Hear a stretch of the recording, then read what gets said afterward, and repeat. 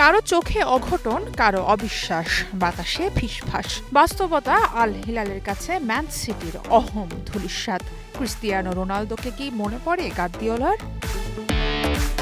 বলতে পারেন ক্লাব বিশ্বকাপে সৌদি ক্লাব আল হিলাল আর ম্যান সিটির ম্যাচে কেন আসবেন রোনালদো। তবে জেনে রাখুন, এক রোনালদোর দেখানো বন্ধুর পথই তো মারিয়েছেন অন্যরা। ক্রিস্টিয়ানো বলেছিলেন সৌদি লীগ দুনিয়ার সেরা 5টা লিগের একটা।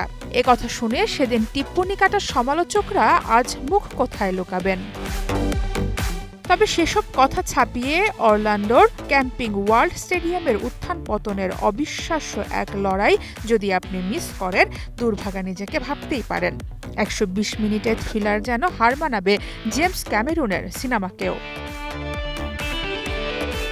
শুরু থেকেই শুরু করা যাক। ক্ষণে ক্ষণে রং বদলানোর ম্যাচে কখনো সিটিজেনদের লিড এনে দেন Bernardo Silva, Haaland, feel ফোডেনরা।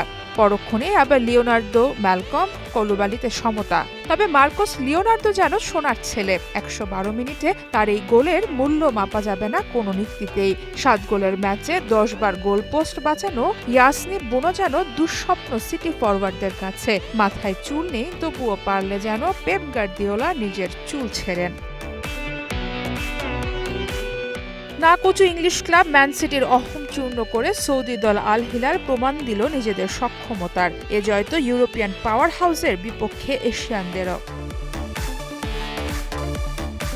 Defending চ্যাম্পিয়নদের হারিয়ে আল হিলালের এই স্বপ্নযাত্রার পরের বাধা ব্রাজিলিয়ান ক্লাব ফ্লুমিনেন্স। তারাও রাউন্ড অফ 16-এর ম্যাচে হারিয়েছে ইউরোপের আরেক জায়ান্ট ইন্টার মিলানকে। তাই তো কোয়ার্টারে আরও এক জম্পেশ লড়াইয়ের অপেক্ষা।